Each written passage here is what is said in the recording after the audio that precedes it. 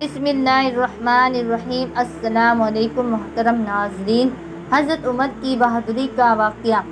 حضرت عمر رضی اللہ تعالیٰ عنہ کی بہادری سے کون ناواقف ہوگا؟ ساری دنیا ان کی شجاعت و دلیری کا اعتراف کرتی ہے۔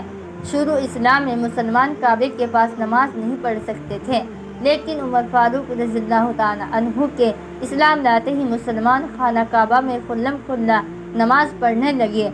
حضرت علی فرماتے ہیں کہ میرے علم کے مطابق ہر ایک نے ہجرت چھپ کر کی، لیکن حضرت عمر نے علن اعلان ہجرت کی۔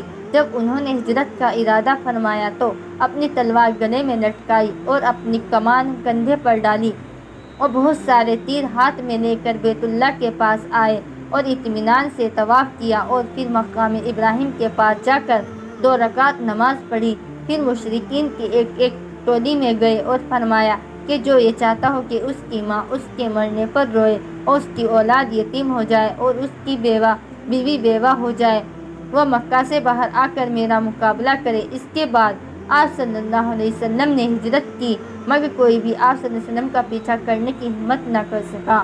حضرت عبداللہ ابن مسعود فرماتے ہیں کہ عمر کا اسلام لانا مسلمانوں کی فتح تھی، اور ان کی ہجرت مسلمانوں کی مدد تھی، اور ان کی خلافت رحمت تھی۔